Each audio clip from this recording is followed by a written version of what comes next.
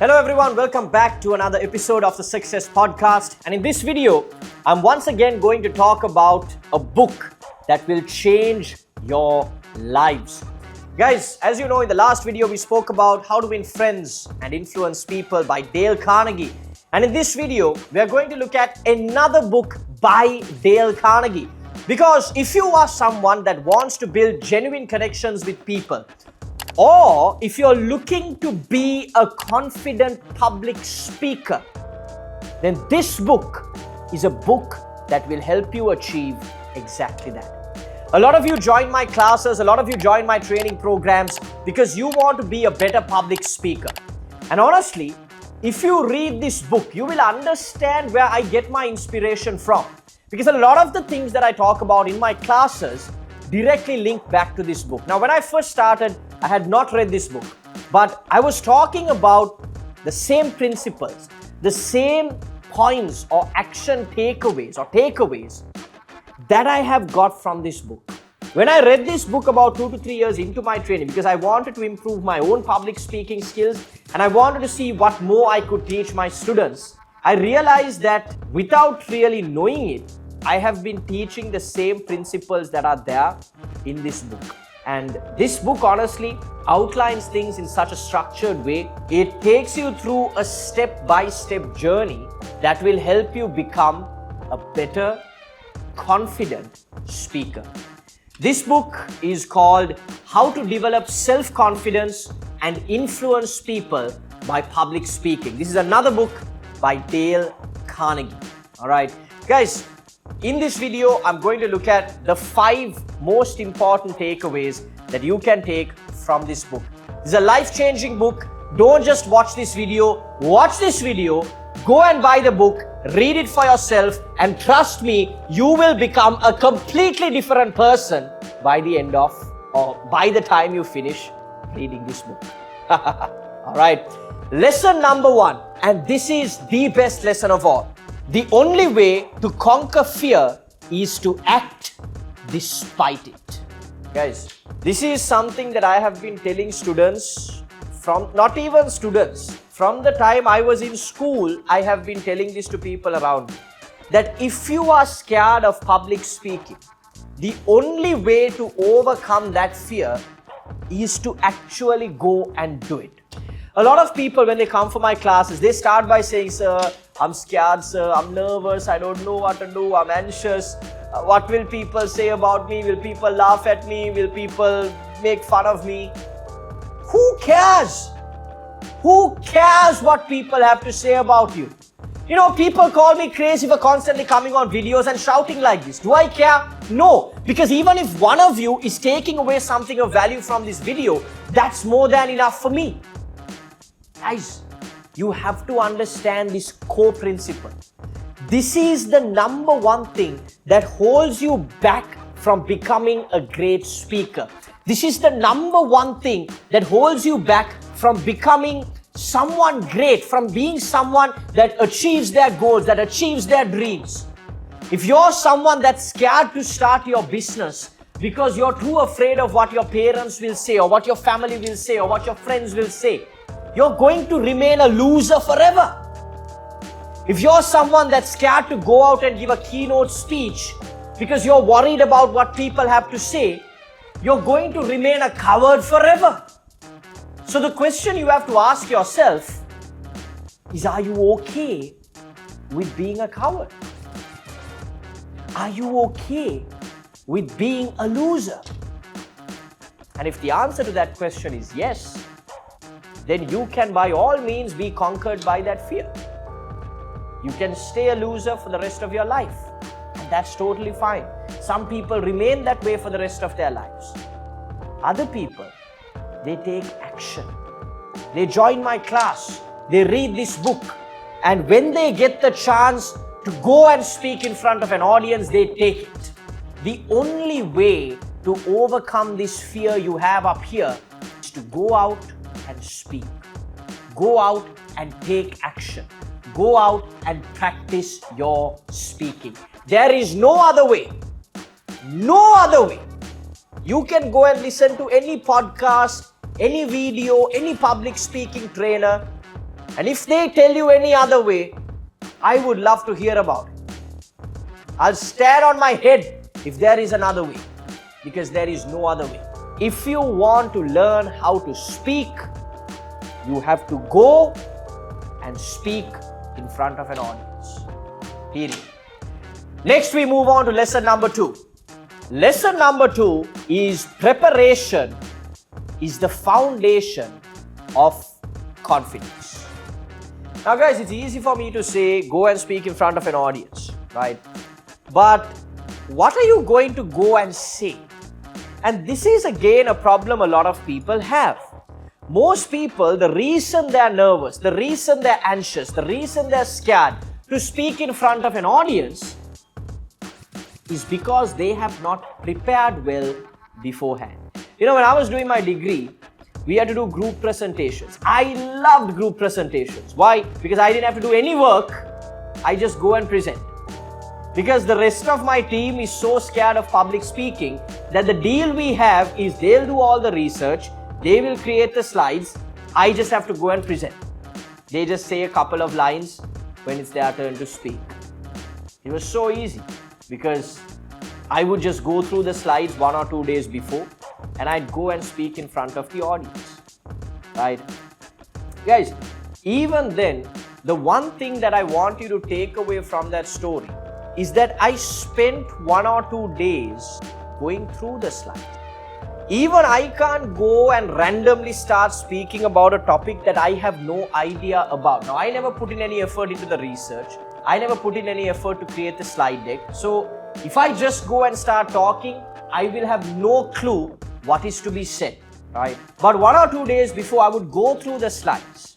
A lot of people think that I never went through the slides. They always thought, oh, it's so easy for Sheshan, he just comes and he starts talking. No, I never showed this to anyone, but I would go through the slides word for word and I understand what needs to be said. I will have a clear idea of what the structure of slides is, how the flow of slides are going to be, so that when I click to the next slide, I don't have to look at that slide and read, right, to understand what I want to say. No, I know exactly what is going to come next. I come prepared, I come ready, and I'm able to deliver a cracker presentation because I know exactly what I'm going to say. People were amazed. People couldn't believe it because it looks like I just come there on that day and I deliver a great presentation, but that's not how it worked. I always went through it. I always did my own research to make sure that I could come and speak well. Guys, even when I come for my lessons, finish a couple of classes during the week this week, and one of the feedback that I got from one of the students was, sir, from the day you started, it's been about 10 weeks now, in every single class, you have the same energy. You have the same level of preparation. He said most lecturers on day 1, they're super enthusiastic, super energetic. And when the students start to drop, when there's 2-3 students in the class, they don't bring that same energy. They don't even come prepared sometimes. They just read the slides. But guys, I'm not like that. My confidence comes from being prepared. When I go for a lesson, I know exactly what I'm going to teach. I know exactly what I'm going to say. I know what my slide flow is like. I don't get stuck. And that's only because I'm prepared. Preparation is the foundation of confidence. Preparation, practice, builds competence.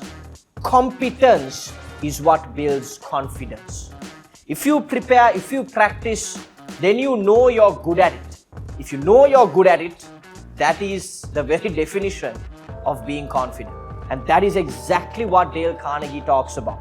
If you want to get rid of that fear, then you have to prepare, you have to practice. If you prepare and you practice, then you will be confident.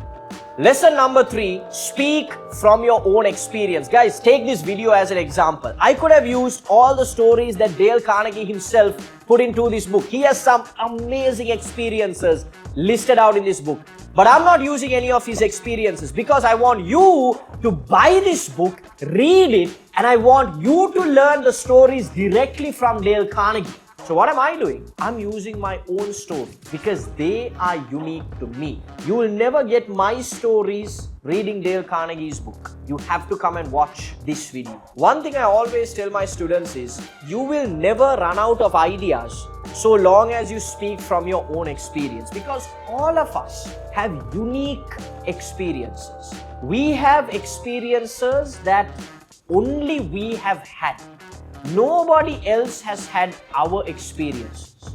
And so when we say them, it's always something new. So if you are ever delivering a speech, if you are ever speaking to an audience, always speak from your own experiences, because it's going to be something new, something interesting to the audience. Guys, in my own personal life, I always try to do something exciting every 3 or every 4 months. I go on a trip, I go trekking, I go climbing, I go hiking, I go swimming, I go somewhere. I travel overseas. I try to do something exciting so that I will always have an exciting story to tell. From the time I was in school, I have multiple stories that I share in my classes. And in every single class, I share about 3 to 4 stories. Because I know that's what keeps people's attention. People love to hear stories. That's why we love watching movies. That's why we cry when we watch a sad movie. That's why we feel passionate or angry when we watch a movie. That's why we laugh during a comedy. That's why we feel scared during a horror movie. Stories capture people. And in your speech, if you don't have a story, if you don't have a personal experience, then you don't have a speech. It's as simple as that. If you don't have a story, you don't have a speech. Because nobody wants to listen to your boring facts and figures. They want to listen to a story. Lesson number 4 is earn the right to speak, then speak with conviction. There is something called ethos. Ethos means credibility. Think of this example. If there was a conference on how to invest your money and one of the speakers was, let's say, Mark Cuban, right? And the second speaker was Russell Pereira. I don't know if there's any Russell Pereiras here, no offense. But whose finance conference would you go to? Whose speech would you want to listen to? Obviously, it's Mark Cuban, because he's one of the richest men in the world. Who knows better than to invest your money wisely than Mark Cuban? Nobody has heard of Russell Pereira. Nobody knows who he is. He definitely does not have as much money, has made as much investments as Mark Cuban. So Mark Cuban has credibility, ethos to speak about a specific topic. Guys, if we are going to speak about a topic, we need to earn that right. People come and ask me, sir, how can I speak about any topic without getting stuck? You can't. You don't have the right to speak about any topic without getting stuck. If they ask me to speak about aeronautical engineering without getting stuck, I'd get stuck every 3-4 words because I have no idea of what I want to say about aeronautical engineering. I have no knowledge, I have no qualifications, I have no experience, I have no right to speak about this topic. If you want to speak about a topic, earn the right, get the qualifications, get the experience. When I introduce myself in my public speaking classes, I talk about my qualifications in public speaking. I talk about the multiple amount of times that I have compared events, that I have compared weddings, prize givings. I've been on radio, I've been a radio news presenter. I do public speaking for companies, I do presenting, I do keynote speeches. I have so much experience as a public speaker. Not only experience, I have the education, the qualifications to back it up as well. So I've earned the right to be giving you this information. So if you want to speak about a specific topic, if you want to deliver a keynote speech, deliver a presentation about a topic, get qualified, get experience, research, and earn the right to speak about that topic, and then speak with conviction. Genuinely believe what you are saying. I can't come and scream and shout and say all these things I'm saying if I didn't genuinely believe in what I'm saying. Because if any of you people decide to comment down below scolding me or saying bad things about me, I should be able to defend myself. And I can defend myself because I have the right, I have the credibility to talk about what I'm talking. I've trained multiple students, 300, 400 students on how to be a good communicator. I've worked with CEOs, I've worked with directors of companies, I've worked with businessmen to help them improve their speaking. So I have the right, I have the credibility to talk about what I'm saying right now. So if you want to talk about something, if you want to make an impact with your speech, make sure you have the experience, and then speak with conviction. Speak with the utter belief in yourself that what you are saying is right. Make sense? All right. Then we go into lesson number 5. Make your speech about the audience, not yourself. Most of the time, we are very selfish when it comes to public speaking. We only think about ourselves. We think, oh, will the audience laugh at me? Will I make mistakes? Will I fumble when I speak? It's all about me. Nobody cares about you. When I'm sitting in an audience, I am waiting to be entertained. When I'm sitting in an audience, I want to hear something interesting. The beautiful thing is nobody sitting in an audience wants you to fail. Because if you fail as a speaker, the audience is getting nothing out of it. We've just wasted our time listening to you delivering your boring speech. That's not why I came here for. I came here to listen to something interesting. I came here to be entertained. And if I'm not entertained, what am I even doing here? So if you are ever going to deliver a speech, if you're going to deliver a presentation to a group of people, you have to make sure you think about the audience. You need to think, how can I hook the audience right from the start? How can I make them interested in what I'm going to say? What stories can I say to get them interested, engaged, entertained with what I'm saying? And this message that I want to put across, will it impact their lives? If so, how can I say it in the most interesting way? If you're delivering a speech and you go there and you say, guys, today I'm going to talk about how important public speaking is. Do you think anyone's going to listen to you after that? If you are getting stuck and you sound completely robotic and monotonous when you come on stage and say, oh, I'm going to teach you about public speaking, why would anyone want to listen to you? I wouldn't want to listen to you if you got on stage and you spoke that way. Right? And neither would anyone else. People would be on their phones.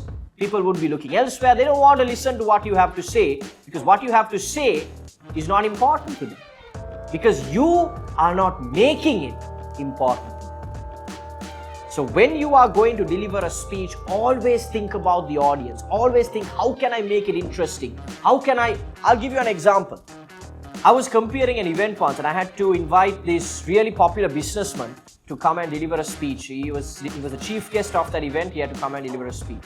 And this is a very important function. A couple of ambassadors were there, businessmen, all of these top people. And this guy walks on stage with a guitar. He starts by singing a song.